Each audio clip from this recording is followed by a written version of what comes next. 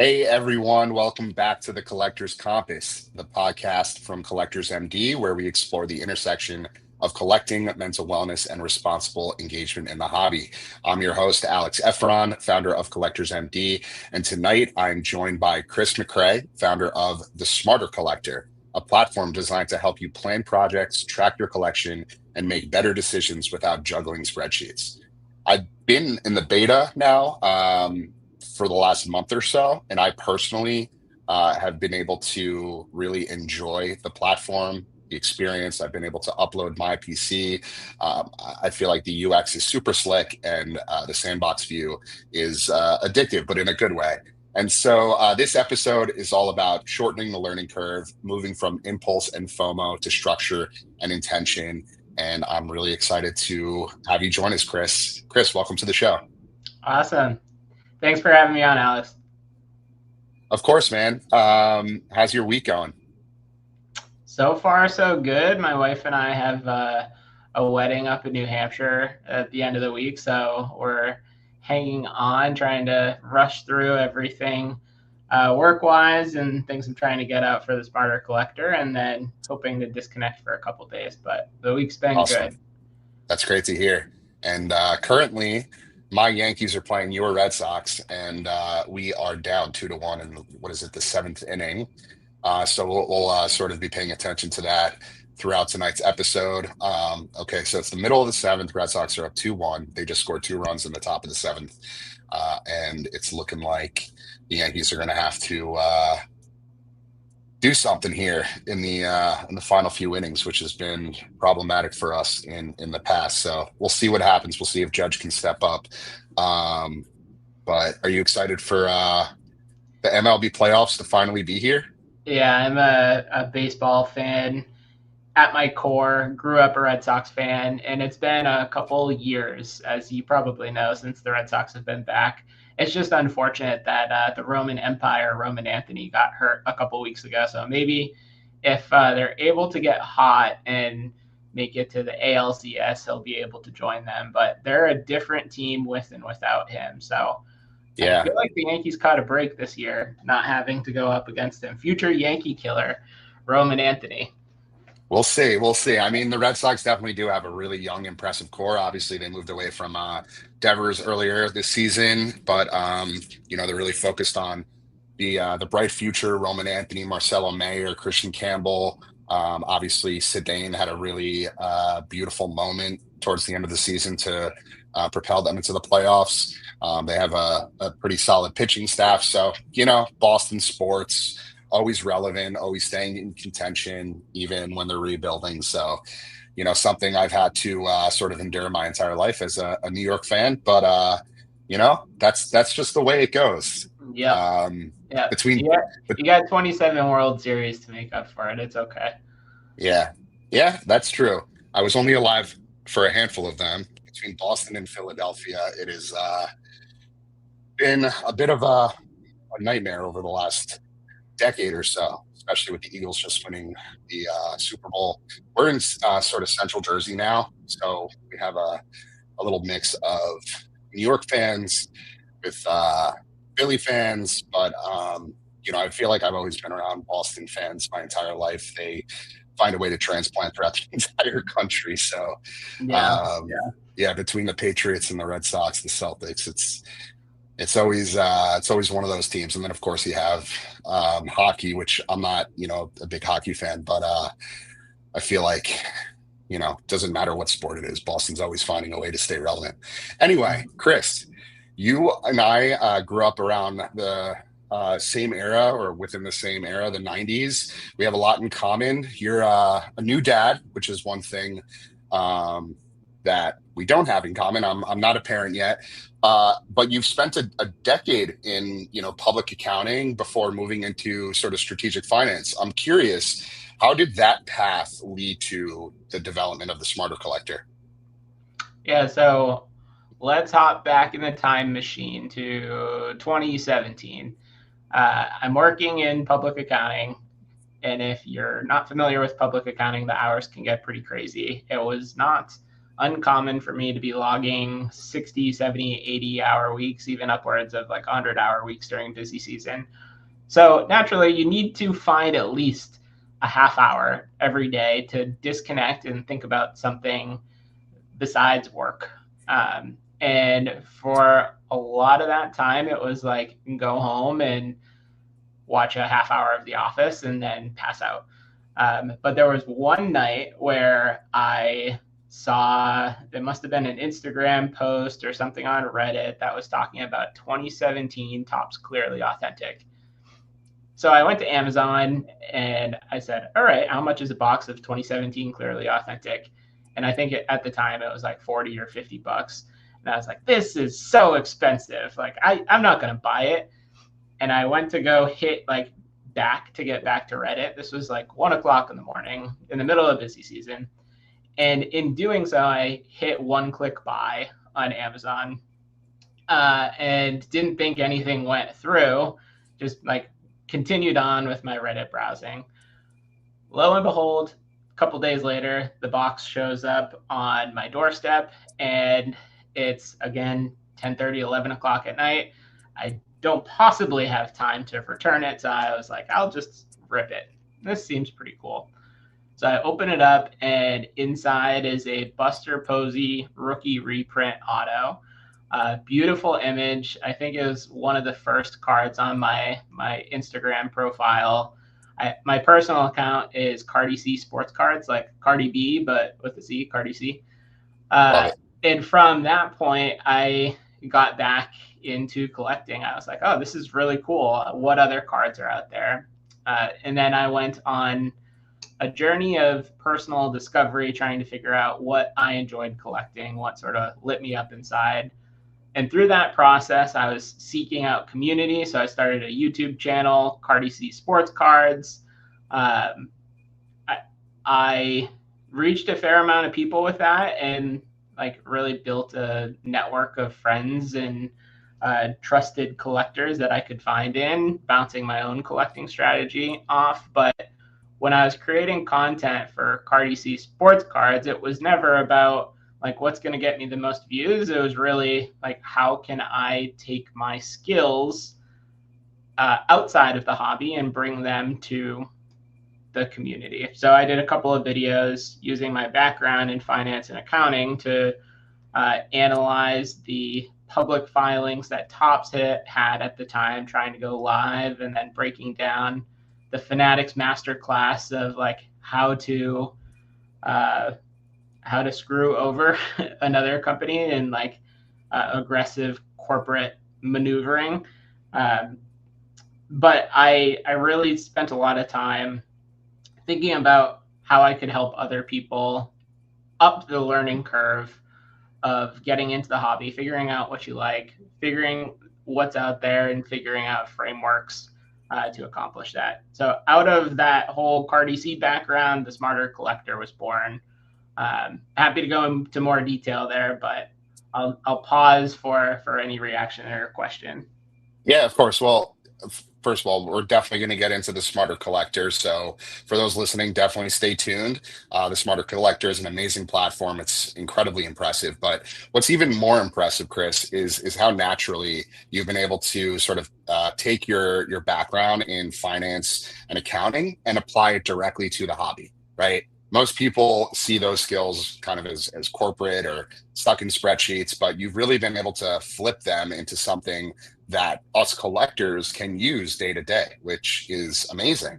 And, you know, instead of just tracking numbers, you're building a platform that really, I think, helps you think about collections or your collection, other people's collections, in the way a finance professional would think about something like a portfolio, projects, goals, tiers, even fee structures for things like consignment, right? It's like, you know, you took the structure and discipline from your CPA world and translated it into tools that actually make collecting smarter, more organized, and way less overwhelming. And I think something like that is just, it's really rare to see an individual bridge two completely different worlds so cleanly and so smoothly. And I think that's what makes the Smarter Collector so powerful. And so I discovered the Smarter Collector when I started Collectors MD. This was back in March of 2025 this year.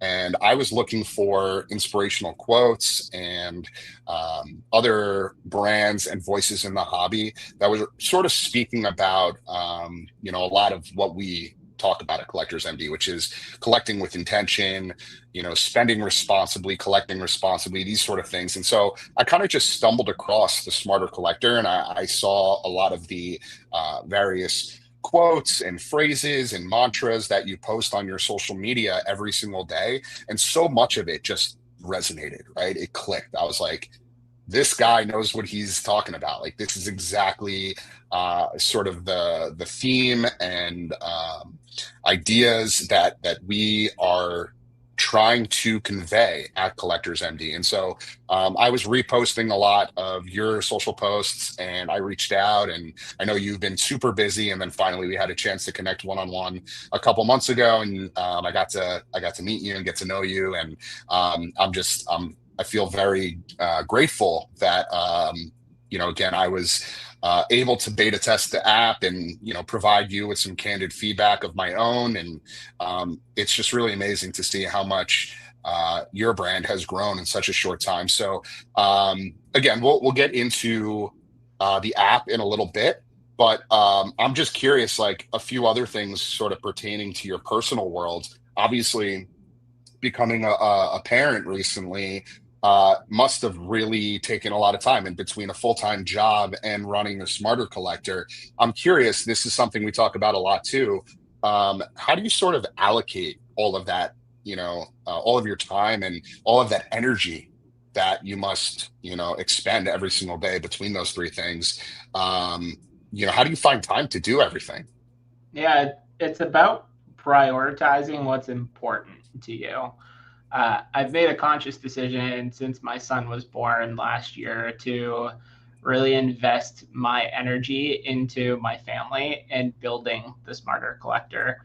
Um, it's it's a labor of love. There's plenty of nights where I just want to sit on the TV and binge Band of Brothers or The Office or something.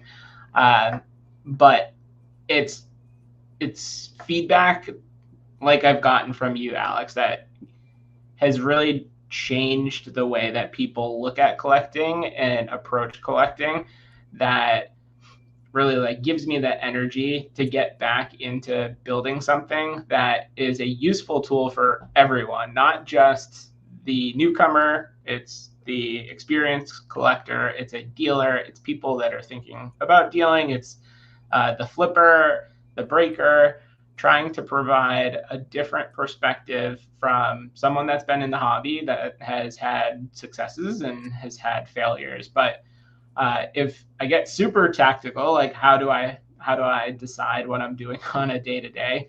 I don't really get to pick my free time anymore. My son determines that for me. Some nights he will go right to bed and sleep through the night. And I'll be able to work on the Smarter Collector for an hour or two before I have to go to bed. Uh, Other times he is not wanting to go to bed, and any plans that I had for the evening get punted until the next day or the weekend or next week. But it's part of being a parent. It's part of being someone that's trying to build something. Is you just have to choose the things that are important to you in life and invest fully into those. Now, Love I it. do I do need to stop over indexing on the Smarter Collector and get back into like the gym and eating healthy, but that's a conversation for another time. Yeah, yeah. I think in life we get to points where, we just have to make sure that what we're prioritizing, what's important, right? And the whole concept of collecting and, the hobby, can become the focal point of our world very, very quickly. And before you know it, things just start to sort of consume you and take over. And so, what I love about the Smarter Collector is that it sort of allows you to take a step back and simplify your approach to collecting. Again, monitor, track your collection visually, digitally, And again, we'll get into that in a bit. I'm being a little overzealous right now, just because I am really excited to talk about it. But I do want to stay on track here. You talk when we spoke, about your story. So obviously you're a '90s kid like me. You mentioned clearly authentic being a nostalgia spark, and then you got back into cards. So what gaps did you see between then and I guess when you re-entered the hobby, that you sort of felt like maybe were missing, or things that needed to be fixed? Yeah, so to answer that question, I need to share a little bit about my own collecting background, and then we can touch on like around the time my son was born, just from a finance perspective, what was going through my head. So I mentioned I ripped open a box of 2017 Clearly Authentic. This was a time in the hobby where you could go to Walmart, you could go to Target, and you could pick up blasters very easily for $20 a pop. So I would buy some boxes and just explore. I would rip them open. I wasn't doing anything with profit intent. I was picking out sets that I liked. I really enjoyed Allen and Ginter and Gypsy Queen. And if you are in tune with the market, there's not a whole lot of resale value in either of those sets, but they have fiercely loyal and rabid followings. So I had sought out to build like a master set of Allen and Ginter just by ripping myself. And then I did something similar for Gypsy Queen. I dabbled with some of the PSA set registries, just trying to find something that really spoke to me. And through all those reps, I figured out that like set collecting wasn't necessarily for me. I liked being what some folks in the hobby are now calling type collecting. I like having a lot of different cards of sets that inspire me, that I think are a cool design, that are important in the hobby, and really leaning into that. I don't want to follow just the herd. I want to buy a card that I like. I don't want to build a set and spend my money on a player I don't care about just for the sake of completing the set. So it took me a good 4, 5, maybe even 6 years to figure out what that looked like. I honed in on one PC player, Nomar Garcia Parra. He's my main guy. And then I started a project called the 100-player PC, where I'm trying to collect 3 cards of 100 different players, 25 players from each of the 4 major sports, and use that as like the lifelong framing for my collecting. That'll allow me to buy cards of like Patrick Waugh and Mark McGuire, Tom Brady, and cycle them in and out of my collection to really constantly stay engaged.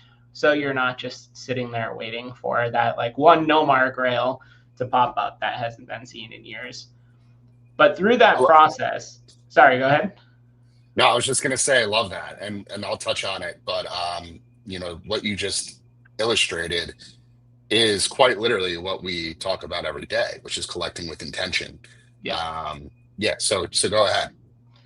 So I think through that process, what I discovered is there's not a lot out there that help you think through the types of collecting that are available. There's no frameworks. And then if you're picking a player, it's really easy to just get lost in the all-time high sales if you're trying to find what the best card of a collector is. So the Smarter Collector was born out of one, when my son was born, we had more of our discretionary income going towards his childcare. So that meant less money on cards for me. And if I want to stay engaged and involved in the hobby, it's not necessarily going to be through searching and purchasing and selling and flipping. It's really going to be through introspection, enjoying my collection, and researching different card offerings to find what speaks to me. And part of that, like research and introspection, is documenting what I find. So the Smarter Collector was born. The website currently has 2 main sections: collecting guides and player profiles. Player profiles take a player and then they do a deep dive on the cards that are iconic or significant or notable for a particular player, and then I pick 5 of my favorite offerings for that player. And the whole purpose of that is not to tell you what cards to collect. I am conscious and fearful that people may do that. But it is more so to inform people that are looking to do research on, like, here's what the collecting community values and why. And the why is the important part. Is it a notable set? Is it the first time a parallel was introduced? Is there some sort of notability or recognition related to it? And what I'm hoping people have used player profiles to do is like launch off. So if you want to collect Michael Jordan, but you don't know what to collect at your price point, the player profile will cover a bunch of Jordan's iconic cards at price points that are going to check the box off for everyone. Now, Jordan tends to skew more towards the higher end of that spectrum, but that's the goal. That's the intention. So awesome. That's on the player profile side. And then on the collecting guide side, it's really, what are we thinking about as collectors? How can we frame it? What are questions that pop up amongst collectors in the collecting community that I may have an opinion on, or I have information on that I think people will find compelling? So spending time writing and structuring those thoughts and sharing those out. That's awesome, man. You have a very, very unique way of, or approach, I should say, to collecting. And I find it refreshing. I find it, educational, which is why it's so amazing that you're taking your knowledge and expertise and applying it to a platform where you can help others. So going back to the whole concept of collecting with intention, right? Collecting with intention is just all about keeping the hobby fun and sustainable, right? And so when you slow down and ask why you're adding something to your collection, does it fit your PC? Does it tell a story? Will it still matter 6 months from now? It stops being about chasing hits and starts being about building something more meaningful, right?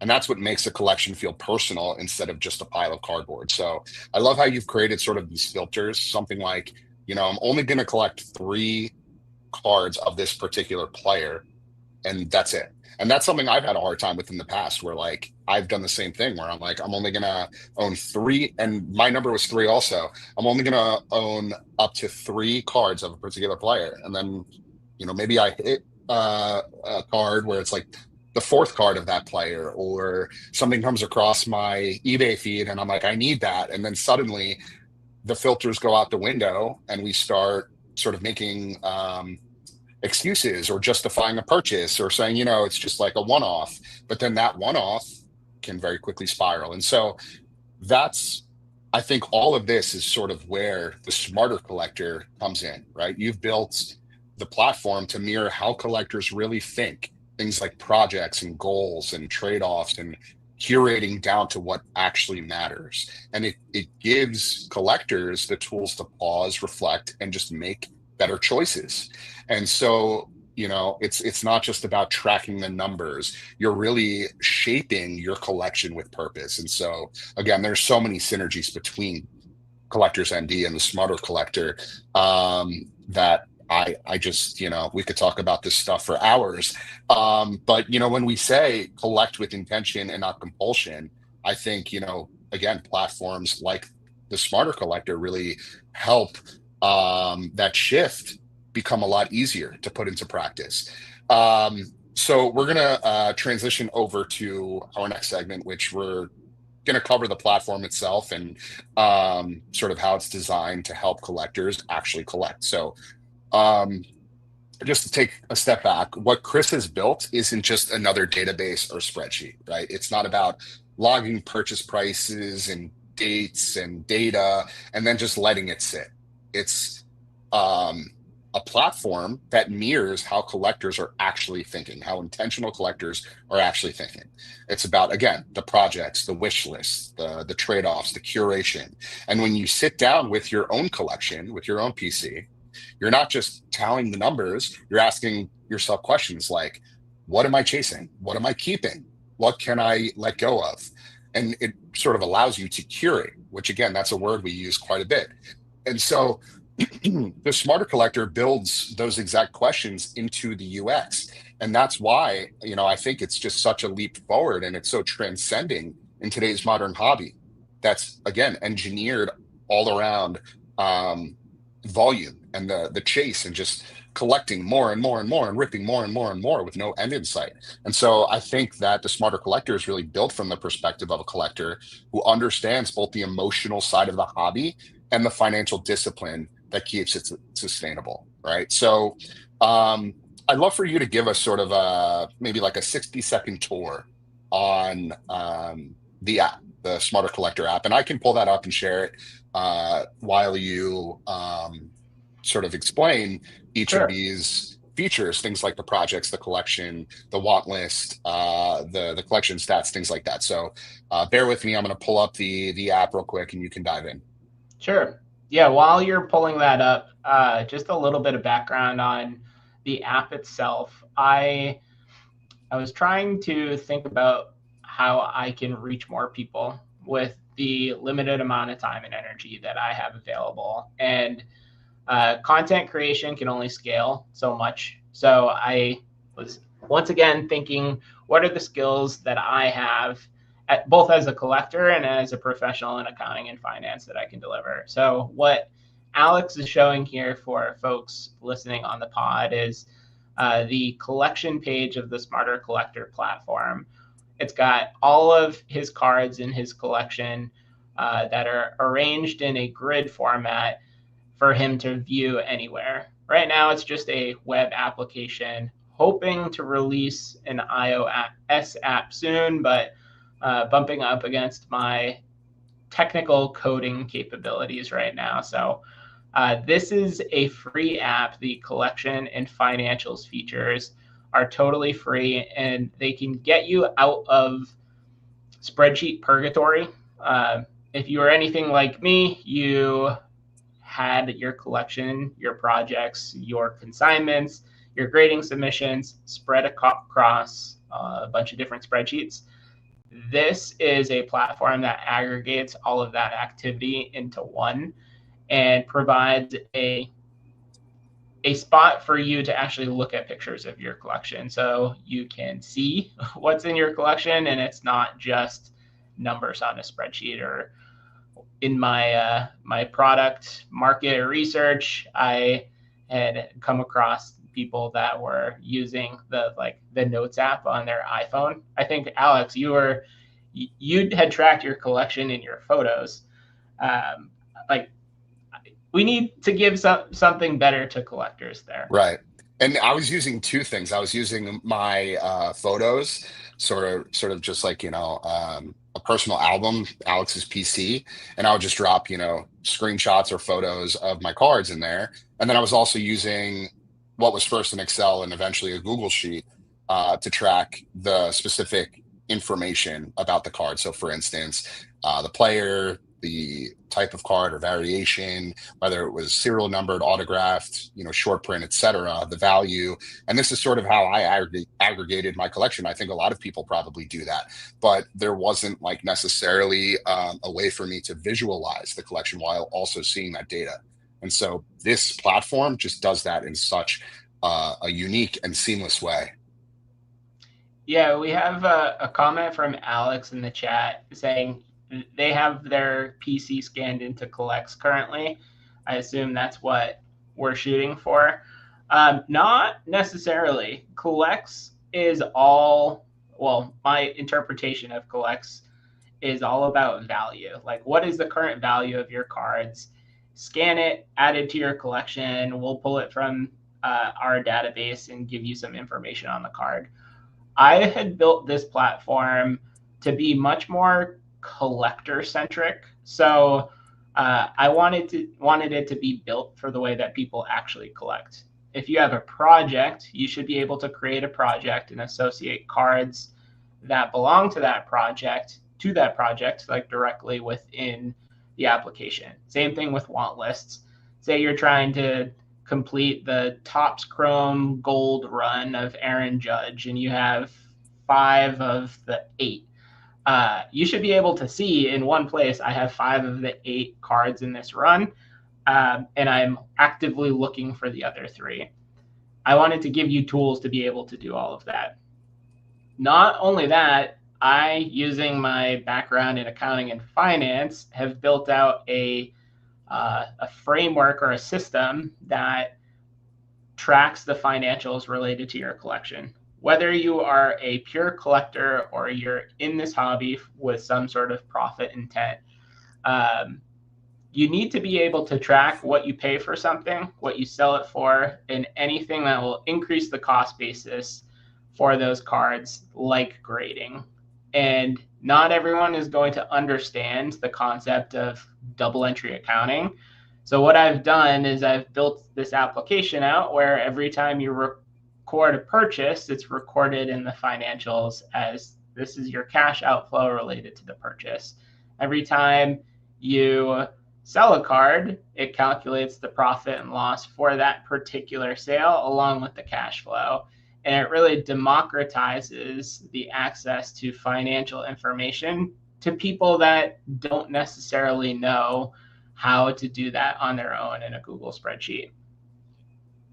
Yeah, Alex is one of our community members. He's in our group chat and joins our meeting on a weekly basis. And a lot of the guys were really intrigued and interested in joining us tonight. So, Alex, thank you for being here and for sharing some of these questions. He's saying here, interesting. That's true. By project something like a set. That's cool. I have a Google sheet for the entire 2025 score Charger set. He's a big Chargers guy. Essentially rainbows of all the players, base, inserts, and autos. So yeah, like Chris is saying, and I can't, articulate it obviously as well as he can, but in layman's terms, this is just a really, really great way to visualize your personal collection digitally. And so, you can photograph it and organize it however you see fit. And, in a lot of cases, I think it's really unique where like you have this sandbox tool, right? Where you can do things like power rankings or tier rankings, or compare what you're going to keep versus what you're going to sell versus what's available. And so it allows you to sort of, again, assess your collection in a way that you don't have to take them all out and sort them and lay them out on the bed and do all that. You could do that here. And then once you have an idea of, what you want to keep versus what you want to sell, then you can go into your collection and, pluck the cards accordingly. So there's a lot of really, really awesome features here. I do want to get a little bit into sort of that sandbox feature, Chris. Things like the tiers and the keep versus available and the drag and drop decisions and the export and sharing and all of these things that you can do, which I think are really, really, again, valuable and will help collectors sort of visualize and keep track of everything that they own so that things don't pile up in boxes and then, they lose track of what they're spending. So tell us a little bit about sort of how this sandbox feature is intended to be used. Yeah. So I built it to simulate how a collector engages with their collection in real life. So picture you have your case in front of you, you dump all your cards on the bed, and you're sorting and arranging. You're trying to find cards that pair well together, or you're trying to decide, do I really like this card? Or there's some creators in the hobby that do phenomenal like collection rankings. Contrarian Cards, I look forward to his collection rankings at the end of the year. Every year he puts so much thought and time and effort into that. So this is just a tool to be able to help you do that digitally. Right. The power rankings is like pretty straightforward. You drag and drop your cards into the rankings and you're able to number them. The tier rankings is a similar concept, but you can drag and drop your cards into tiers. What is the S tier? What is at the top of your collection? A tier, B tier, C tier. And that's also like another forcing mechanism to help you evaluate if there are cards that you once loved and enjoyed, but if they're ending up in the C tier, maybe that's an indication that like you should move on. And then the last sort of sandbox that I've built out is the keep versus available. And anytime that I have like a big card come up on my want list that I need to find a way to pay for, it's always a struggle to figure out what cards from my collection I'm going to sell to get there. So this is a live dashboard essentially that you can reference to say, hey, these 10 cards are available if something comes up. I'm not going to have to go through the mental turmoil of figuring out what to collect or what to get rid of if that card does come up. Right, right. And Alex asks, would there be a way to add a picture of a desired card with an eBay link? So in theory, when budget allows you to go to your wants and click that link, as long as it's not sold, then you're good.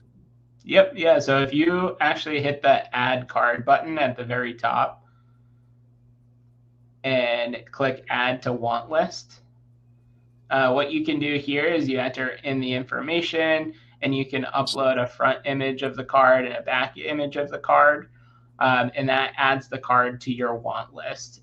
And by adding it to your want list, you're also putting it into the want list tab, which searches all of the active listings on eBay today. So if you have the photo, you can add that in. You just hit add to want list, and then it's on your want list. And right.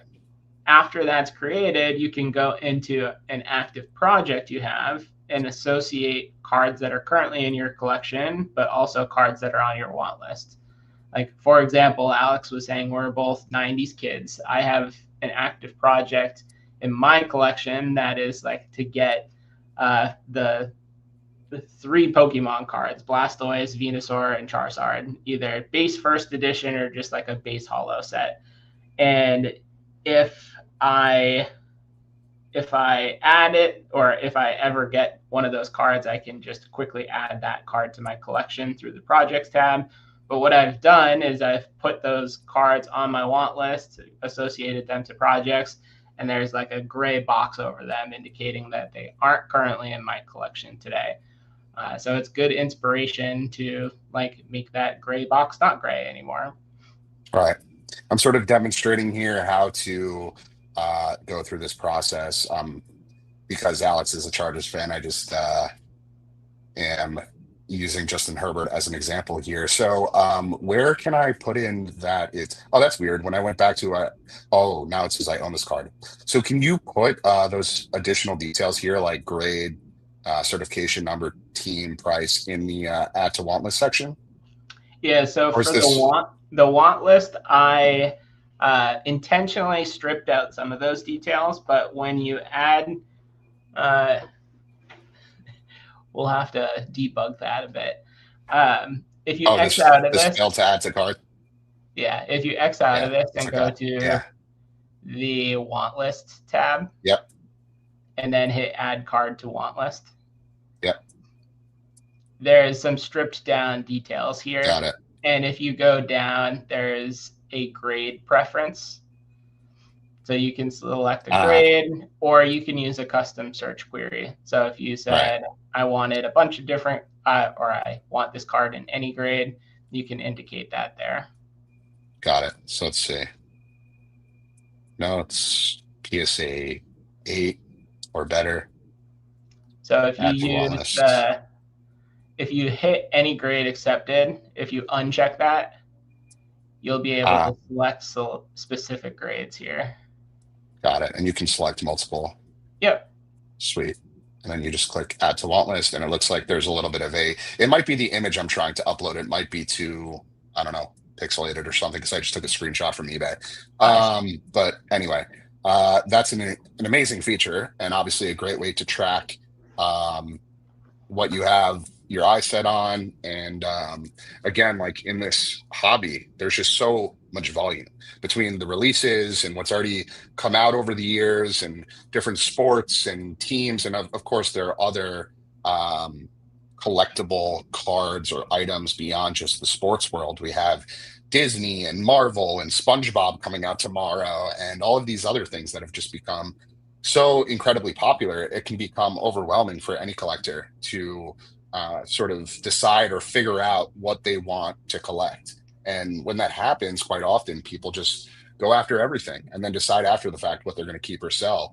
And when that happens, people lose sight, and they might become emotionally attached to a certain piece that they probably shouldn't have purchased in the first place, or they realize that they don't have the time to grade and list and potentially consign a card. All these things add up, and it can happen very, very quickly. And the whole concept, the whole hobby is engineered now to reel you in and keep you addicted. And so, again, this just does a really good job, I think, of allowing you to stay in control versus the other way around, and continue to collect with intention. So this is really great. Chris, do you want to sort of talk a little bit about the consignment flow, the whole concept of choosing a consigner, the fee previews, the blended fee math, why this matters, etc.? So we don't have a consignment flow available at the moment. It's an idea we're batting around. Got it. Trying to see if there's value for collectors to be able to consign directly from the platform. But right, we had talked about that. Okay, so that's on the roadmap, something to potentially look forward to in the future. Okay, so the platform exists on the browser right now, correct? You can't download an app yet. Is there, and I've only used it personally on desktop, how is the sort of mobile usability now versus what you intend for, I guess, in the future?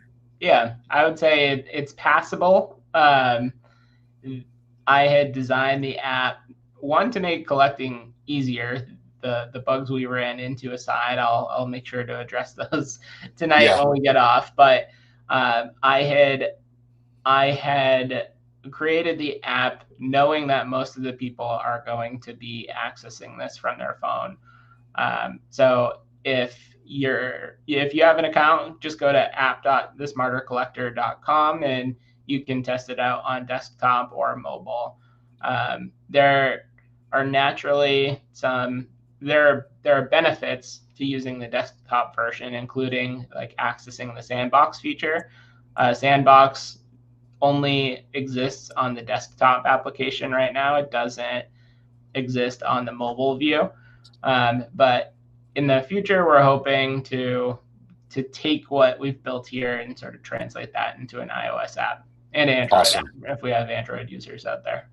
Very much looking forward to that. Okay, so the launch details, obviously the beta opened a little while ago. It's now officially rolled out. What was the launch date again? Was it September 19th or 20th? Yeah, it was 2 Fridays ago, September 19th. Ago. Yep. Okay, cool. And so can you tell our listeners and our audience sort of how they can access the app, and sort of what's free, and maybe what you have on the roadmap? Yeah. So you can sign up for a free account to start uploading your cards today at app.thesmartercollector.com. Just click the sign up button. It's a pretty easy flow. We just ask you to verify your email. The platform is completely free. There is some affiliate revenue that we will receive if you purchase a card that's on the Wantlist, but that is totally not what you need to use the app for if you don't choose to. My vision is to always have a core set of features that are available to collectors for free. The whole thesis is that the core, the nucleus of collecting is your collection. The smallest grain of that is the card itself. but all of your interactions and your transactions are going to happen off of your collection. So we want to be able to like put that in a central spot to make your life easier. There's an opportunity to bring in additional features that make engaging in that easier. Alex had talked about the consignment feature. There's a world where you can click on the cards in your collection and choose a consigner and send that out directly from your collection without needing to go to the consigner's website, create a spreadsheet that compares rates from one consignment shop versus another. And if I'm able to use the platform to get like preferential consignment rates and selling rates, I would love to pass those savings along to the customers versus just having like affiliate revenue come to the platform. Yeah, and I have really high aspirations for the platform and the application, but ultimately the collectors are going to decide if we are at a level of hobby maturity right now that warrants the product market fit to continue investing in this and building it out for the future. So if you like what I'm building, the best thing that you can do is create a collection, use it, provide feedback, ask for the features you want to see, and tell a friend that you're really enjoying it. Awesome. Chris, congratulations on the app. Really love what you're doing. If you guys want to download the app, I've pinned it up here on the screen. For those listening through audio platforms, you can find the link in the description. It's app.thesmartercollector.com. It's completely free. Chris is doing some incredible things with it, and I'm really excited to see where it goes in the future. So with that, Chris, we're going to transition over to our next segment, which is sort of the smarter philosophy. We're calling this from accumulation to intention. And so one thing that I love about what you're doing is that you don't frame collecting just as acquisition. You've said it's a microcosm for self-discovery. And I think that is just so true. The hobby can actually teach things like patience and negotiation and research and critical thinking. These are things that come up all the time in our day-to-day as hobbyists. And so the challenge is most people enter the hobby thinking it's all about flipping or hitting big or profiting, right? But the irony is that the people who slow down and collect what they love and stick with it for the right reasons, those are the individuals who end up in the healthiest places, both financially and emotionally. So why do you purely buy low, sell high, or sorry, let me rephrase this. Why do you think the sort of buy low, sell high mindsets often backfire? Yeah, I think a lot of things in life, the best way to be successful is the mundane, consistent showing up.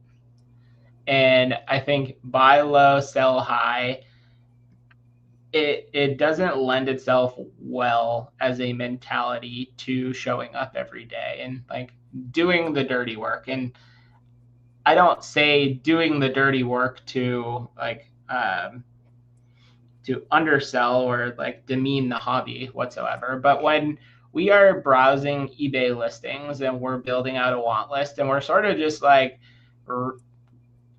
ignoring the hobby noise at large and we're focusing on the stuff that we care about, you're doing that like mundane showing up every day and you're building out a collection that you like over time. And the irony there is that as you're doing that, you are building a collection of cards that other people are going to enjoy as well. They might not capture like the hobby mainstream narrative when you're picking them up, but the chances are like if you thought that a card was compelling enough to add it to your collection and you spent the time researching and coming up with your own thesis for why it fits with your collection, someone else can buy into that thesis. So you take all of those actions and all that time spent, and over time, it's going to like add up and it's going to compound. And you blink, and then you have a 5 or 6 figure collection, and you had no intention of putting a material percentage of your net worth into cards. It just happened because you were buying cards that you liked and you were enjoying them along the way. Yeah, that's really well said, and I love the way you put this cultivate, curate, collect on your collecting philosophy. Can you speak to this sort of process a little bit?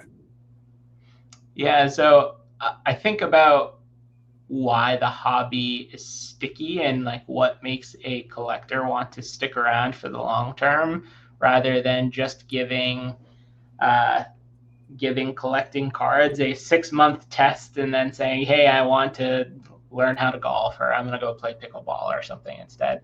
And I think it really comes down to curiosity. Like you have to love the hobby in order to buy fully into it. It's not going to be for everyone, and that's fine. But how can you actually cultivate that love? I think it is through like just learning what's out there and seeing what speaks to you and being intentional about that. Sometimes it's browsing eBay listings, other times it's just speaking with other collectors or going to card shows or card shops and learning more. But there's something that's got to like get you to buy in to want to be here in the hobby in the first place. That goes beyond, hey, I can make a couple of bucks here. From there, you have to figure out what speaks to you. So you take all that learning and then you figure out, how do I actually deploy this? How do I figure out what I want to collect in order to like scratch that itch that has made me love this hobby? So then after you have the list together, maybe it's like a physical list, maybe it's a vibe, you actually go find the cards. You buy them, trade for them, and add it to your collection.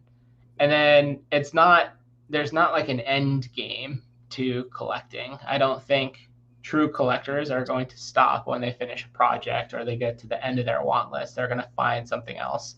So step 4 is to repeat. And what you'll find is once you get to the end of that journey, your tastes have changed and you've discovered more information along the way. So it loops back to step 1, where you're leaning into more of that research and discovery to further and deepen that love of the hobby. And then you get into figuring out what actually you want to add and then how to collect it. And it's a virtuous cycle for your collection. Right.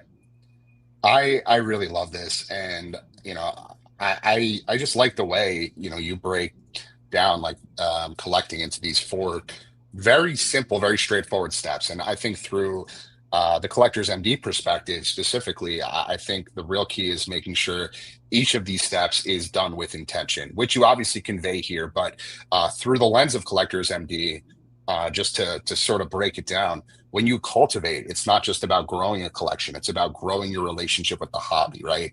Asking yourself why you're collecting in the first place and making sure it actually adds something positive and valuable to your life. When you curate, that's where a lot of people either thrive or start to spiral. So if you're building a want list, for instance, within a specific budget and an actual plan, you're setting yourself up for long-term joys, but you have to stick to that budget. If you're just chasing whatever's shiny or new or hyped, it usually ends in regret most of the time, especially if we're just mindlessly ripping or joining breaks on a daily basis, just spending stupid amount of money. And when you collect, that's where the intention sort of matters most. It's so easy to get swept up in all of the adrenaline of a big buy or a live break. But if the card fits your story, your PC, your goals, your filters that we were talking about before, that's collecting with purpose. And then, ultimately, when you repeat all this, that's all about refining. Your taste might change, your life might change, and that's totally fine. The healthiest collectors are the ones who evolve with it, and instead of just forcing themselves into a cycle of chasing. And that's why that's really what we're trying to do at Collectors MD also, Chris. It's to help people bring accountability and intention into each of these steps so collecting stays a source of joy instead of stress. So again, there are so many synergies here, and I'm glad that we had an opportunity to sort of dissect that. So getting into my next question for you, you've said it can take sort of 2 to 4 years to figure it out. What patterns do you see in that journey from your perspective? Yeah, I think it's lots of ripping. It's buying cards that you think are cool because someone else has highlighted them. I think it's chasing the wins that you might have had early on. So if you flipped a card for a profit, it could feel like you've mastered your craft, you've mastered the trade, and you can't miss. Whereas if we're in an environment like we are today, it's actually pretty hard to take a loss with the market moving up the way it is. So all of that being said, like, you need to learn some basics that will help you figure out what you like. And part of that is acknowledging that there are a lot of sources of information out there. Some of them are well-intentioned and some are not. And even the content creators that aren't necessarily trying to influence you can push you in a direction that like isn't necessarily the best for you. If you're Right. overextending yourself or you're buying stuff that you have no intention to keep, then why are you buying it in the first place? Right. And those skills are sort of learned traditionally through the school of hard knocks, and like having bad experiences along the way. And everything I do is trying to figure out how we can help the new collectors learn those lessons without having to incur like the losses along the way. Physical losses, monetary losses, or just like frustration with the hobby.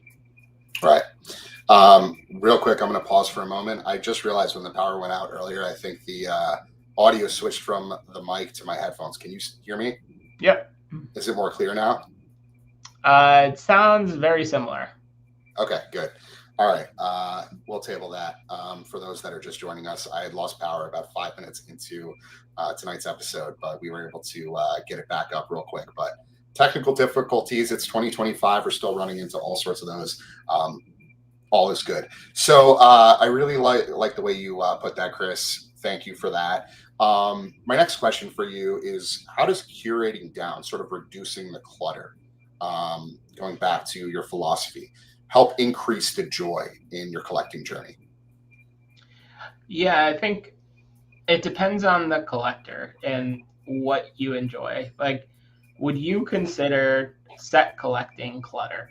Like, it takes up a lot of space, but Yeah, if good someone point. loves flipping through their binders or opening up a box of like 1989 score, like, who am I to say that is clutter? So I think it's identifying like what you enjoy and what sort of brings you that escape from everyday life and leaning into that.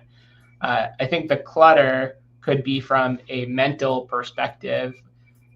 If you can't Bingo. pay a credit card bill, Yeah.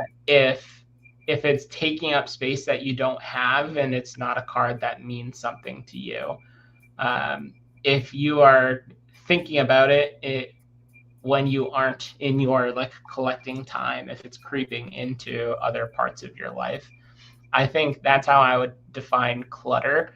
And by getting rid of that stuff, whether it's selling it or giving it away or not buying it in the first place, it just gives you more time and energy to focus on the cards that you do like and the cards that can provide you that escape from day's challenges. Yep, you absolutely nailed it. Clutter, we always say it isn't just piles of things that we can see. Yeah. It's also the noise we carry in our minds and our hearts. Physical clutter might be things like stacks of cards or complete card sets or rainbows, whatever, unopened boxes even, or just overflowing shelves. But mental clutter shows up as racing thoughts and constant urges and decision fatigue, never feeling settled because the next purchase or next break is always on your mind, just consuming you.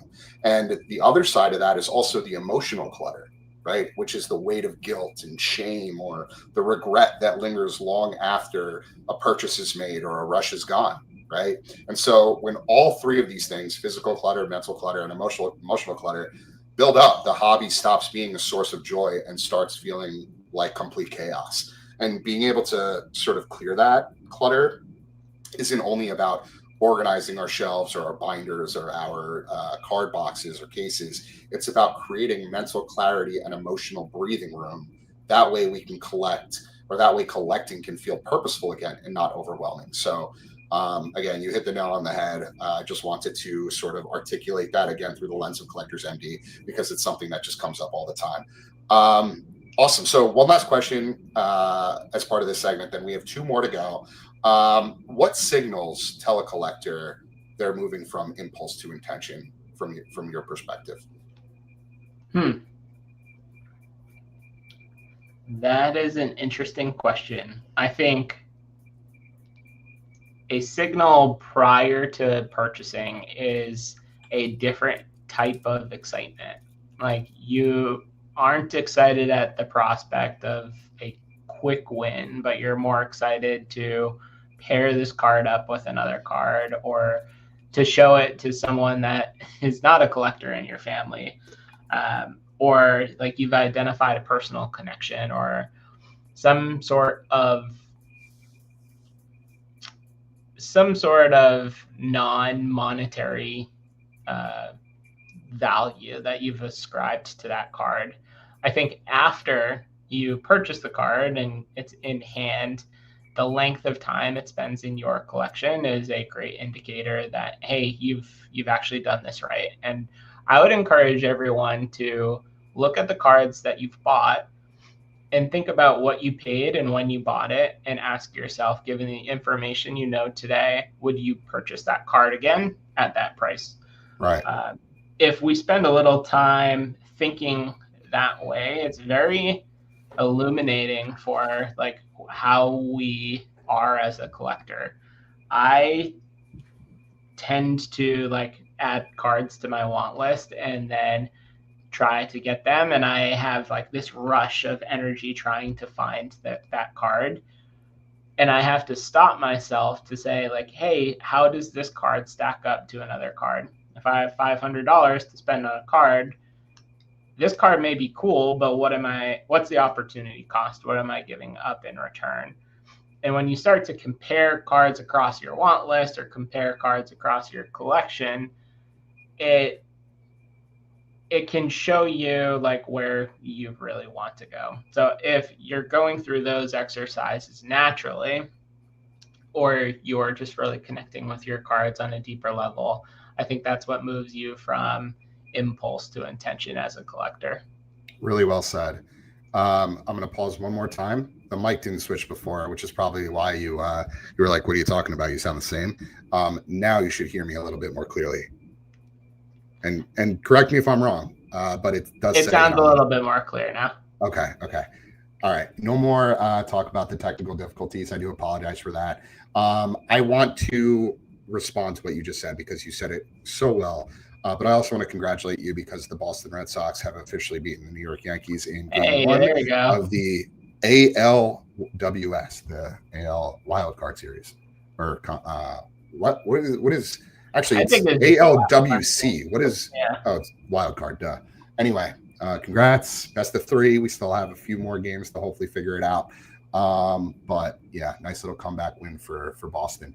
So again, Chris, you just said that really, really well. And again, I will sort of articulate how we look at collecting with intention, impulse versus intention through the lens of Collectors MD.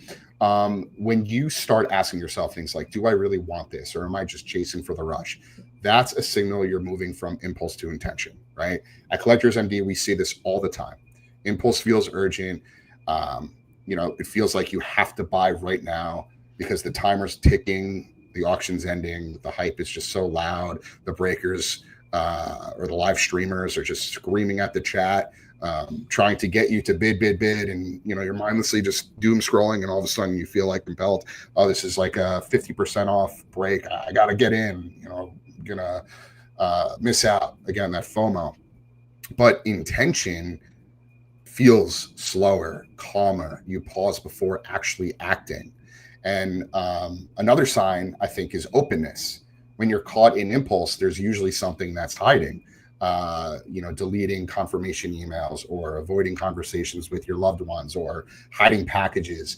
But intention allows for space for honesty, right? You can talk openly about what you're buying, the reasons why you're buying them in the first place. And you can even invite these people into your process when you're being honest and transparent. And maybe you're making purchasing decisions with your partner instead of on your own and then trying to justify it after the fact. And then I think, maybe the biggest shift is the feeling afterwards. Impulse usually leaves you feeling anxious or guilty once that high fades, but intention leaves you at peace, even if you just spent money, because this card or this set or this story, this item, whatever it is, actually belongs in your collection or to you. So that's what we're after at Collectors MD, is just helping people notice those signals in real time, so collecting stays about joy and meaning and not chaos and compulsion. So again, I'm really happy to hear that you and I are absolutely on the same page on that front. And I think you've been doing all of this that we preach about at Collectors MD well before we even started it. And that's why, again, I think the Smarter Collector resonated with me so much, and I just found it so refreshing, because it's a completely different perspective from what we typically see day to day in this hobby culture. And again, there's no right or wrong. We're not saying like this is the only mindset or the only perspective that makes sense. It's really just based on your circumstances and your priorities. And again, if you want to take a step back, regain control of things maybe you lost control of, then we're here to help you. Awesome. Yeah, so if I could comment on that real quick, I think, of course, what you had said applies to people, like every collector. I think those are good guardrails to have, regardless of whether you have a proclivity to like chase that high of a break where you get the big hit, or rip a box and you get the big hit there. I think by following a lot of the information that you say, like, you are not going to have the regret that's going to drive you out of the hobby. And I think if you care about the hobby, if you love the hobby, you should want to see it grow in a healthy way. You don't want to 10x the hobby if it's full of a bunch of like churn and burn people that are in for a month or two, they lose their shirt and then they're gone. You might have some like short-term spikes in values as people are driving the market up, but it's not a healthy place for the hobby, for collectors, or for like the economic impact at large. So I think while your message is directed towards a group of a subset of people in the hobby, I think it's advice that any collector could take. And I'm really, really glad you said that, because we actually focus on two very distinct lanes. One is complete abstinence, people who just can't collect anymore. They can't have a healthy relationship with collecting or purchasing, or at least on their own, right? And we respect those people. We're here for those people. We empathize with those people.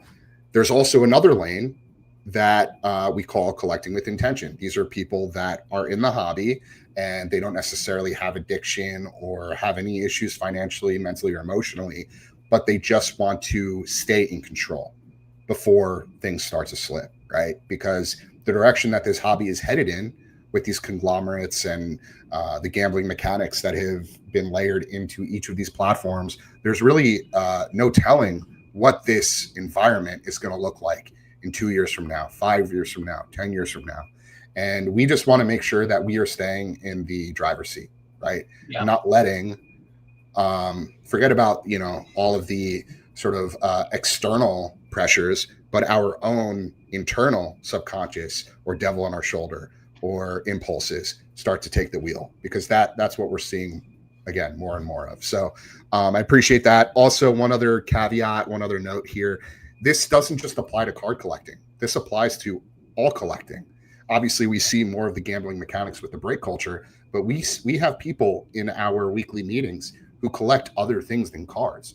There's the sneaker culture. There's the NFTs and the digital gaming with the loot boxes and the gotcha games and all that sorts of stuff, right? And you have luxury items like watches and handbags. Obviously, collectibles is massive. So, or sorry, not collectibles, memorabilia is massive. So there are a number of different verticals that all of this philosophy and thinking applies to. And even just overspending in general, retail therapy, whatever you want to call it.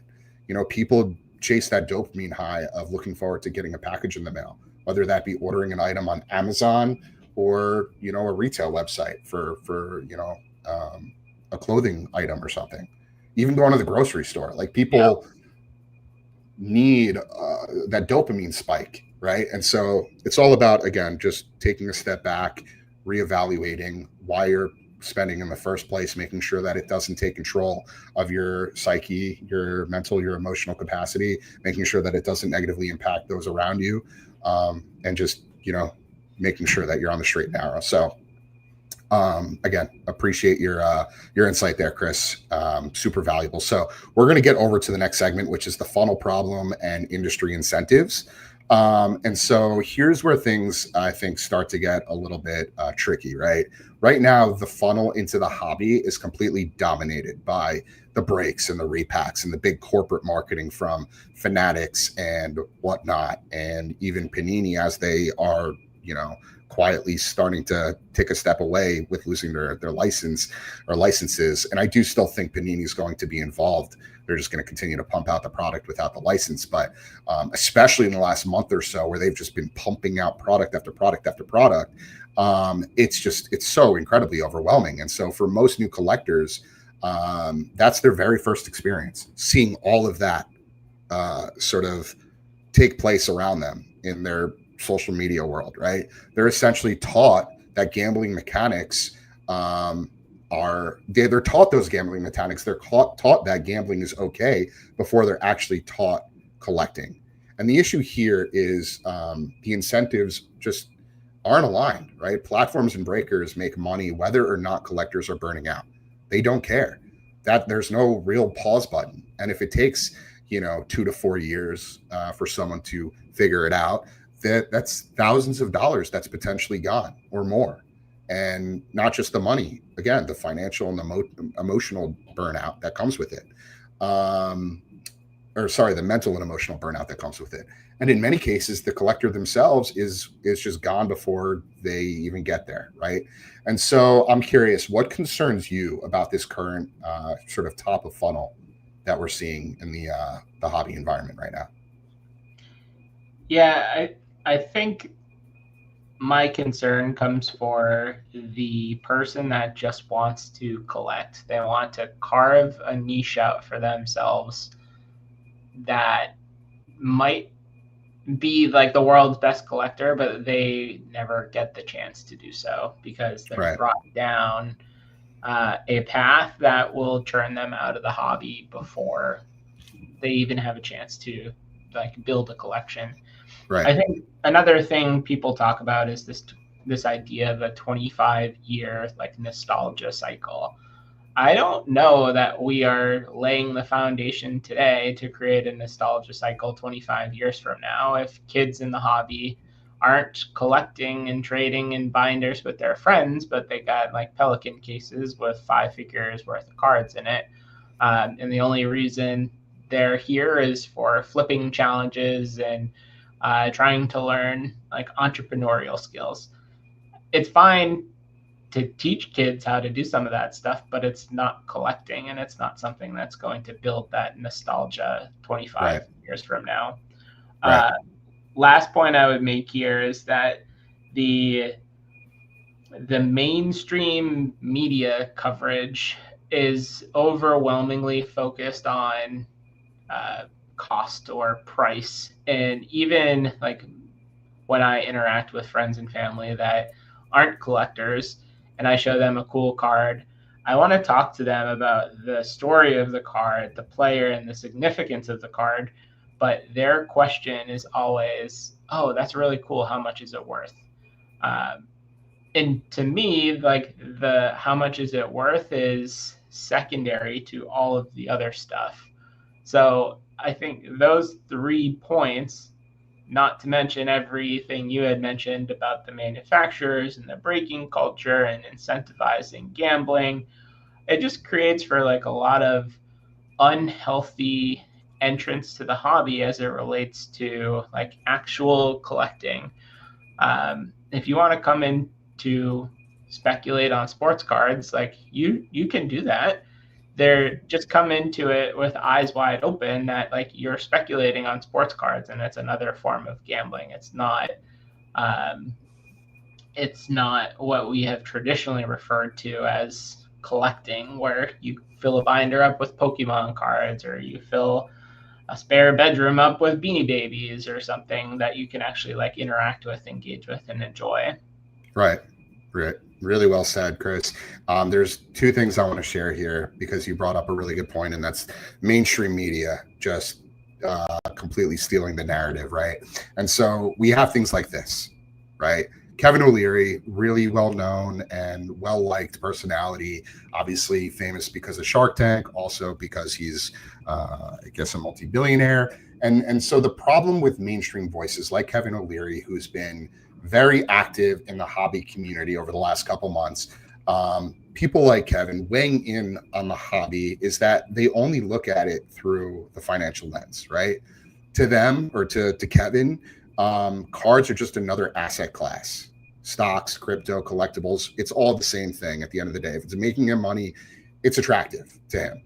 That might make for like flashy headlines and TV sound bites and TikToks and reels, but it completely ignores the human side of the hobby, right? When the narrative is only about the return on investment, it just creates this pressure for collectors to treat every single purchase like it's an investment. And that pressure, I think, just fuels the compulsion, the fear of missing out, the rush to buy before a spike, the belief you're falling behind if you're not flipping constantly. Suddenly, the joy of collecting is just replaced by all this anxiety and the debt and the burnout. And so at Collectors MD, we see every day how dangerous that mindset can be. People who come in because they love the game, the players, the history, they just end up finding themselves in a cycle of gambling like behavior because the loudest voices told them it was just a business, it was just an investment opportunity. But let's take a step back here. This isn't Wall Street, right? Like it's a hobby, a childhood hobby, like rooted in nostalgia. And it should be fun. It should be fulfilling. It should be sustainable. And so that's why, we, I think, need to push back on the purely financial framing. Cards can have value, and that's great. That's fantastic. If you can collect and, have a tangible asset or an heirloom piece that you can pass down to your kid one day, that's amazing. But if we're solely focused on that without intention, that's when I think the hobby starts to become toxic. And I just think collectors deserve to hear more than just dollar signs. They deserve conversations about balance, accountability, and what it means to collect in a healthy way. So I wanted to showcase that because obviously this has been all over the news. And for Yeah, those of you who, can I chime in with a couple thoughts on this? I yeah, of think course, this is the perfect example of a card story or a card purchase getting an outsized percentage of like hobby eyeballs as it relates to like actual collectors. What's going on at the top end of the market is really impacting an infinitesimally small number of collectors, but because it's the most anyone's ever paid with a card, you have like CNBC and Fox Business News and all these non-hobby outlets picking up the story. And if you start listening to what Kevin O'Leary says, it's like very apparent that it is meant to establish a foundation for the like tippity top of sports cards as a like pure alternative asset category in order to get other high net worth investors in to place their money on sports cards. The reality is like many of us are never going to sniff a card that approaches this scale. We shouldn't be concerned with what Kevin O'Leary is doing. There are like 0.5% of people that play in that space that should be concerned and be worried about their intentions and the whole price fixing of it all by forming a buyer group with the explicit purposes of not bidding each other up, which is a totally separate issue. But I think it's a perfect example of how like the narrative is so focused on something that affects like almost none of the hobby, but because it has an outsized level of coverage, it feels way more important than it actually does to the majority of people. So my advice is like take this with a grain of salt, observe what they're doing, and look at it critically. They're building an index full of cards that you cannot easily price, and they're putting their own price on it to inflate the value of what is effectively like an alternative asset card portfolio that they're going to try and sell down the line. Right. I think it doesn't matter for the vast majority of people in your audience and my audience and the people that I want to try and help build a collection on a budget of $50 a month to $500 a month. Right. Well said, Chris. I think we live in a day and age now where so many people are just consumed by headlines and short bite-sized content. And so when they see something like this, they immediately think, oh, wow, if Kevin Leary's getting involved, then this must be, a great opportunity or something I should get involved in. And so, we're not necessarily saying that this is a bad thing for the hobby. It obviously gives the hobby a national spotlight within mainstream media, which I think is a good thing in a lot of ways. But I also think that this could potentially confuse people. And again, to your point, you have to take this information with a grain of salt, because the mass majority of people are never in their entire lifetime going to be in an opportunity where they could purchase a $13 million card. And to your point, yes, this is just like an additional asset class that Kevin O'Leary is involved in. His intention here is to turn this into an index alongside Shine, who I actually have a relationship with. And by the way, Shine is a great guy. He really wants the best for the hobby and, looks out for the betterment of the industry, which I think is really great. But he just plays in a completely different space along with people like Kevin O'Leary. And we just can't compete with those people. It's a different type of collector. It's a different type of hobby altogether, right? And so, again, their intention is to profit off this in the future. I know that they want to showcase a lot of these pieces in a museum of some sort. So it's very, I think, buzzworthy and something they're looking to capture a lot of attention with and create buzz around the hobby. But at the end of the day, like you said, you have to take it with a grain of salt, because it's just a completely different realm than that we exist in. So don't see this and just, listen to the breakers talking about how, well, if Kevin O'Leary's investing, then you got to buy. Take a step back, look at your own circumstances through your own lens, and make sure that you're making intentional decisions that are smart, that are healthy, and that benefit you and your family and your loved ones, because that's what's most important. So with that, there was one other thing that I wanted to show here, and that was something that popped up on my newsfeed today, that popped up on my Instagram feed today, that really caught my attention. And I ended up posting about it on Instagram. And just bear with me 1 sec to pull that up. But it touches on this whole concept of the hobby, the conglomerates, the industry, just sort of taking the driver's seat and only focusing on revenue and just pushing this content down the throats of the consumer. So, of course, how to promote our episode tonight. So there was this. I don't know if you saw this. Oh, I'm not sharing my screen. I apologize. So I don't know if you saw this, Chris, but Fanatics Collect posted this story on Facebook and Instagram yesterday, where this 14-year-old kid thought it would be cool to take his Blaine's Charizard, which is apparently like a $3,000 card in a PSA or CGC 10, and he basically pressed it into his skateboard somehow. And he realized years later that this was a valuable card, and it garnered attention.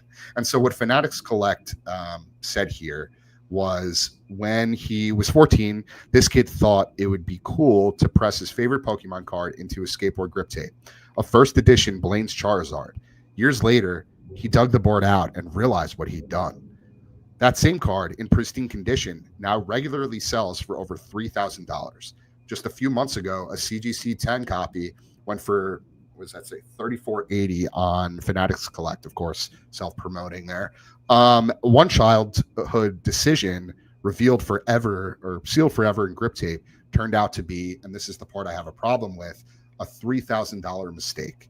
So this is what I posted today. Calling this a $3,000 mistake, in my opinion, is despicable and just pure clickbait, right? It's designed to sensationalize and chase engagement instead of respecting the real spirit behind a childhood story. This is what a lot of people like to call rage bait. It reduces a kid's innocent act of passion and creativity into nothing more than a lost profit calculation. And then I went on to say, shaking my head here, because this is just like, the epitome of everything that we're seeing unravel. The hobby is supposed to be about joy, nostalgia, and personal meaning, not treating every card like a stock to be speculated on. And so by framing a story like this only as a financial blunder, Fanatics is unapologetically reinforcing the toxic culture that turns collecting into gambling and exploitation, rather than celebrating what makes collecting something like Pokemon cards magical for children in the first place. And I was able to, find some comments that, shared very similar sentiments. So Sports Card Dad here, who was pretty well known in the YouTube community, he said, I would argue that was not a mistake at all. It's a really cool story that you hold on to forever. And then even a few more people on Facebook said things like, it's a hobby. True collecting isn't about money. Bro thought it'd be dope to put a card on his board. That's priceless. Somebody else said, nah, that's just a childhood experience. I bet he felt like the coolest kid around with the card in his board, and rightfully so. We can say that about many things from our childhood, but the memories they brought is what's important. Everything revolves around money. Even kids nowadays don't have regular kid childhoods because they also chase things for money. We're doomed. And then lastly, the card went with him on adventures, true to the Pokemon story. I thought that was cute. So anyway, the point here, again, is that we have an industry leader like Fanatics, right? They are basically a monopoly at this point because they're taking over the licenses for all of the major sports. They're turning this hobby that we know and love into, a money machine, a revenue machine. It's all based around gambling mechanics, and we're stripping the very joy that brought us here in the first place as children. And that's the part that deeply disturbs me and that I think we need to bring to light. And this is not, an attempt to call out Fanatics or get them upset, or chances are they won't even see this, although they do see a handful of my stories when I tag them. But again, the major difference here versus where what we see in other industries like the stock market, crypto, sports betting, etc., is that the hobby has this component of childhood nostalgia. And again, when industry leaders are exploiting that for their benefit, that's when I think there's a problem. So I'm curious, Chris, what are your thoughts on this? Yeah, I think the example you shared is just like a microcosm of what is going on. And I think instead of this is going to come out wrong, but instead of harping on what has been done wrong, we have to think about how to build things better. And the reality is, like, Fanatics is putting that content out there because it gets clicks and it gets engagement. Sports Card Investor follows a very similar mentality and sentiment. He's got 200-something thousand followers on YouTube with like a very similar messaging. I challenge the hobby to find a way to take the comments that like you had shared and create as equally compelling and click worthy content. And I think if you care about this and you're a collector, the best thing that you can do is one, make that content, but two, engage with that content when you see it. Because if we as people that care about the hobby aren't going to engage with it, people that don't care about the hobby, that don't care, frankly, that a kid had a card on a skateboard that was worth a lot of money someday, like they're not going to engage with that. So I think like that would be my reaction is how can we as a hobby community build what we want to see and engage that and sort of force that into the narrative so that the $3,000 mistake isn't the thing that gets the clicks. It's like this kid was super creative and figured out a way to take his favorite Pokemon card and make it front and center on a skateboard that he used every day. Right. And maybe it's like we need to reinvest into storytelling and figuring out how to capture people's patience and attention. I don't know. I think that is the core issue in the hobby today is figuring out how to capture the journey of a collector and that playfulness and that spirit and like succinctly convey it in a way that is the same as this card is worth $500. And I don't know how to do it. No one's mastered it yet. And if you have seen anyone that has done that before, please send their information my way because I would love to consume their content. Yeah, that's a really great point. Yeah, we have to draw more attention to the storytelling. I think that's what it's all about. We've lost sight of what brought us here in the first place as a community, as a collective. And when we're just focused on the dollar signs and the attention in the live chats or getting tagged by our favorite breaker in today's top 10 hits because you were one of them, we lose sight of what is important, right? This isn't a popularity contest. And I think a lot of people look at it that way, unfortunately. So I appreciate your thoughts there. I totally agree. So getting back on track to this segment, which again is the funnel problem and industry initiatives, where do you see sort of misaligned incentives at a high level, and how can tools and education sort of rebalance things? That's something I think you just touched on a little bit, but can you expand a little bit more on what you have in mind as far as tools and education? Yeah, so the question is, how is the industry misaligned today, right? Yeah, more or less. Yeah, so I think from an auction house perspective, the fact that fees are based on the final hammer price for a card creates the incentive for them to get as many high value cards on their platform as possible.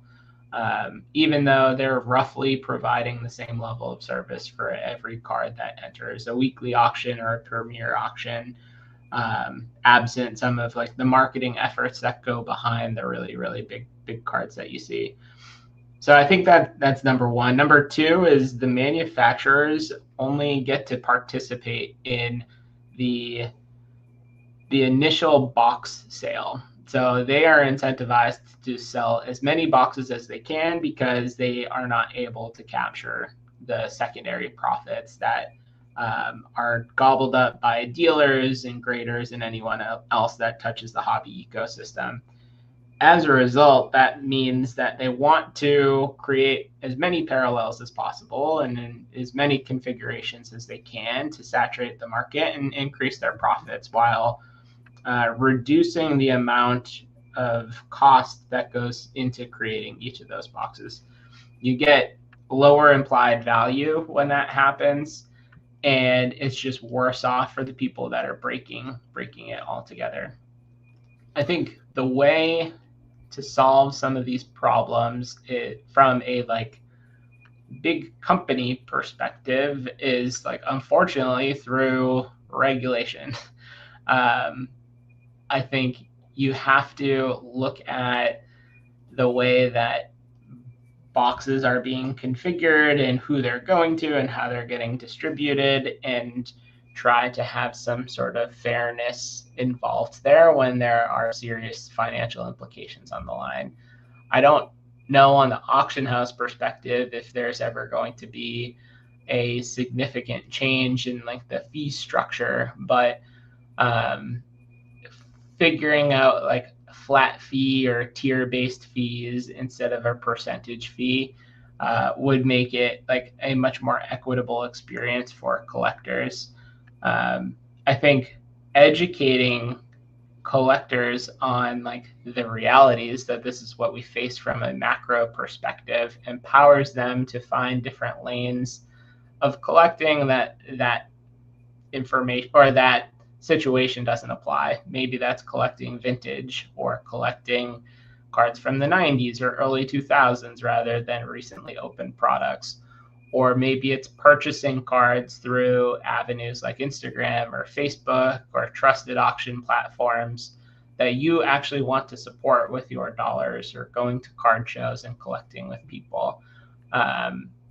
It's really easy to just like go to a game and see the Fanatics ads everywhere and be inclined to buy a blaster or buy a hobby box somewhere and rip, right, because that's all you know.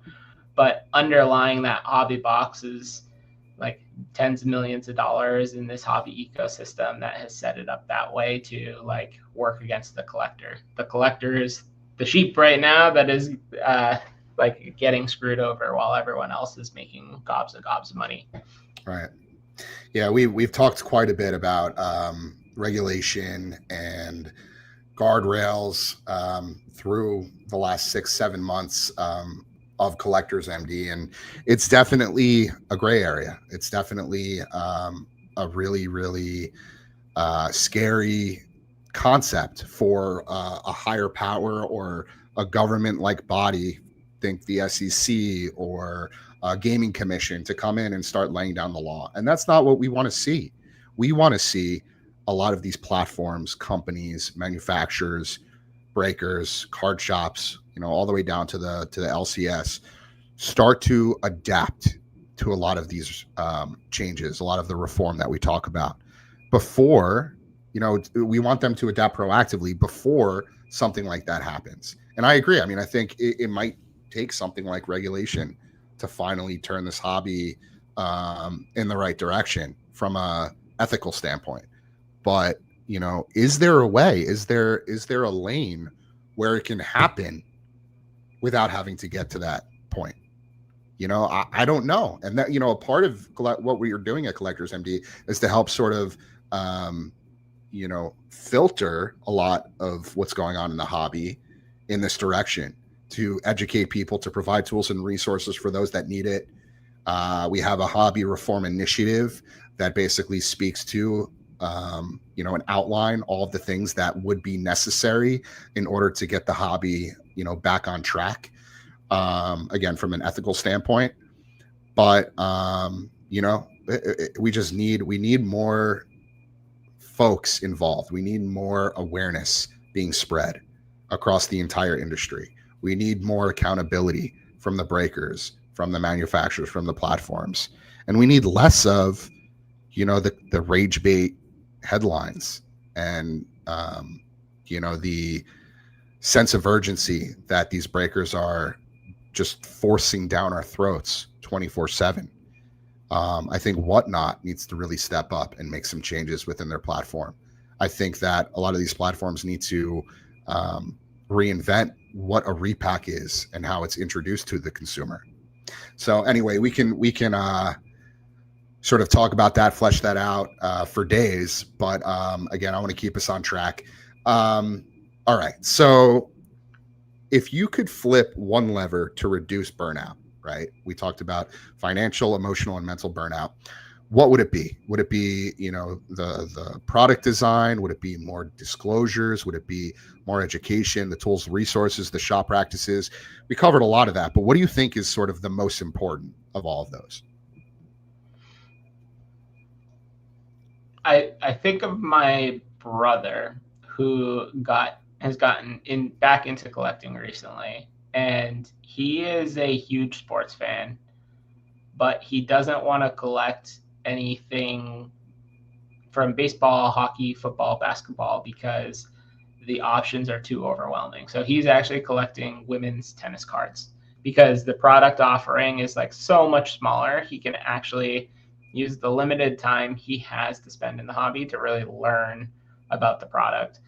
If there was a switch to flip where you open up a checklist and everything goes gray except the cards that would speak to you, I think that would be amazing to like narrow the focus in on what a collector would enjoy and enable them to like double click and do some research into those cards. Because right now people will open up the checklist and they'll be so overwhelmed that they'll just close the checklist and walk away. Or they get into a break without fully understanding the product configuration, the parallels, and if that break is setting them up to win or fail. Interesting thought perspective there. Yeah, I mean, that's another good point. There are a lot of very sort of verticals that are off the beaten path within the hobby. Sort of categories within categories, subsets, subcategories, things like, women's tennis, or I don't know. I think Marvel and Disney and SpongeBob, again, dropping tomorrow, has sort of burst onto the scene as mainstream at this point. But there are other things that you can collect that aren't necessarily in your face 24/7, and it doesn't necessarily have to be just cards. So I do like that thought, those ideas. Okay, so let's transition over to our final segment, which is sort of where we put our ideas together, right? We have Collectors MD, we have the Smarter Collector, both doing very different things, but I think through, the same morals and values, which I think we share a lot of the same of. So what excites me most about this conversation is, again, how aligned our work is. And so you're building, the structured toolkit that's, financially sound and visually intuitive. And at Collectors MD, we're building the mental health side, things like peer support and responsible messaging and recovery resources. But I think those two together, can create something very powerful. And that's a system that not only helps collectors manage their collections better, but also keeps them grounded emotionally and financially. And so I think that's really the sweet spot here. So, something like in-app nudges. This is what we're actively looking to explore across the entire landscape of the hobby, which is partnering with breakers and card shops to implement responsible ripping messaging into their ecosystems. Something like, hashtag collect with intention, hashtag rip responsibly. This is something that I feel like would be a great feature, where if someone logs a big spend on the Smarter Collector app, they see a gentle nudge, something like, hashtag collect with intention, something like a co-branded guide, how to collect with purpose and peace of mind. I'd love to collaborate with you on one of these guides. I think, the framework and these exercises that you come up with are just really incredible. And for those of you who don't know what I'm talking about, if you go to the Smarter Collector website, and I'll just bring it up one more time. Bear with me.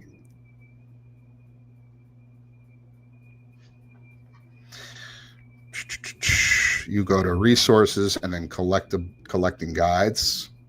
Here you'll find all of these different guides and articles that Chris has published around buying, selling, tracking, and they're all just really, really intuitive and sort of easy to follow, and again, just sort of lends his expertise and knowledge in this space in helping other people sort of collect with intention, which I love. And again, what I'd love to do is like create something that's co-branded, something that drives the message home from sort of both sides of the fence, right?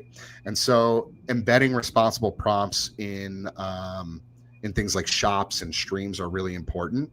But how do you feel about, let's just say hypothetically, we were to start implementing the framework of responsible ripping across apps like the Smarter Collector, or maybe Card Ladder, who we recently signed an affiliate deal with. Do you think that's something that would be beneficial to the hobby? Do you think it's something that might be distracting, confusing? What do you see as like the best way to sort of streamline a lot of this really important messaging into the overall hobby experience? Yeah, I think those are great ideas. Ultimately, you have to get before someone is pulling the trigger or hitting like the buy button. And I think the like soft nudges prior to checkout would be the most powerful thing. But if you can normalize the distribution of that messaging, so it's not feeling aggressive or confrontational when it happens, I think that would help people that are struggling with over purchasing, overextending themselves.